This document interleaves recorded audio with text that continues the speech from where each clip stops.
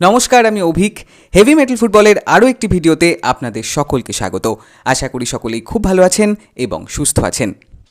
তো রথযাত্রার শুভ লগ্নেই আজ কলকাতা লিগ অভিযানে মাঠে নামতে চলেছেন লাল হলুদ ফুটবলাররা। নৈহাটির বঙ্কিমাঞ্জলি স্টেডিয়ামে দুপুর 3টের সময় মেজর্স ক্লাবের বিরুদ্ধেই নতুন মরশুমের অভিযান শুরু হতে চলেছে দলের রিজার্ভ স্কোয়াডের খেলোয়াড়দের। উল্লেখ্য, মূলত গত বছরের কোর স্কোয়াডটিকেই এবারও ধরে রাখা হয়েছে। সেই সাথেই তিন বঙ্গতনয় বিক্রম প্রধান, সঞ্জয় ওরাও এবং মনতোষ মাঝির যোগদানে এবছরের বিনো ব্রিগেড যে আরোই সংঘবদ্ধ হয়ে উঠতে পারে সে আশা রাখাই যায়। এ প্রসঙ্গে বিস্তারিত আলোচনায় তো আসবই। অন্যদিকে দলবদলের বাজারে গত দুদিনে বেশ কিছু রদবদলেরই ইঙ্গিত মিলেছে, আর এক্ষেত্রে স্বদেশি এবং বিদেশি উভয় বিভাগের খেলোয়াড় নির্বাচন নিয়েই বেশ কিছু গুরুত্বপূর্ণ খবর সামনে এসেছে বিভিন্ন সূত্রেই। সব মিলিয়ে লাল হলুদ শিবিরের কলকাতা লিগ অভিযানের পাশাপাশি দল গঠন সংক্রান্ত বেশ কিছু আপডেটস নিয়ে শুরু করতে চলেছি আজকের এই নতুন এপিসোড। তবে বিস্তারিত খবরে যাওয়ার আগে সকলের কাছে অনুরোধ করব চ্যানেলটাকে সাবস্ক্রাইব করে বেল বাটনটা অন করে দেওয়ার জন্যই। আর ভিডিওটা ভালো লাগলে লাইক ও শেয়ার করতেও ভুলবেন না। আপনাদের এই ন্যূনতম সাহায্যটুকুই এই ভিডিওটিকে পৌঁছে দিতে পারে আরও অসংখ্য মানুষের কাছেই। তো মাত্র আর কয়েক মুহূর্ত বাদেই নতুন মরশুমের লিগ অভিযানে মাঠে নামতে চলেছেন লাল হলুদ ফুটবলাররা।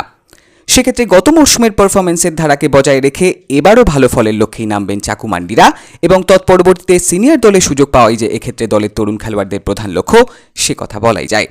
প্রসঙ্গত, বেশ জাঁকজমকপূর্ণভাবেই এবছরে সিএফএল শুরু হলেও গত বছরের চ্যাম্পিয়নশিপের বিষয়টি এখনও আদালতেরই আলোচনাধীন, যা নিঃসন্দেহে এই টুর্নামেন্টের জৌলুস বেশ খানিকটাই কমিয়ে দিয়েছে, এমনই আমার ব্যক্তিগত মতামত। সেই সাথে এবছরের সম্প্রচার নিয়েও দর্শক মহলে যথেষ্টই অসন্তোষের আভাস মিলেছে।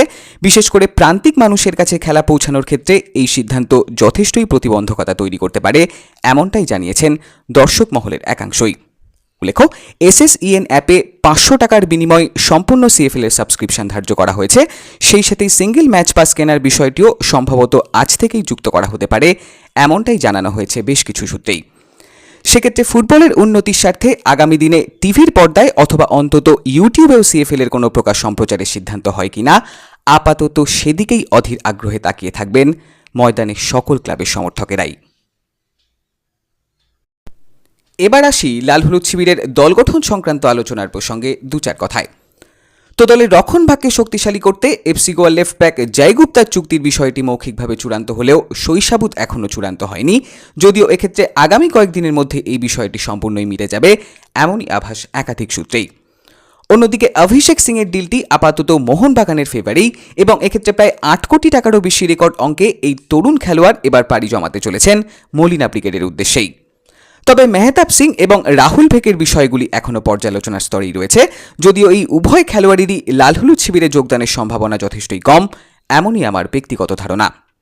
অন্যদিকে রাইট ব্যাক অপশনে আপাতত আশুতোষ মেহতার সাথেই কথাবার্তার খবর প্রকাশ্যে আসছে, যদিও এই ডিলের অ্যাডভান্সমেন্টের কোনো খবরই আপাতত নেই কোনো সূত্রেই।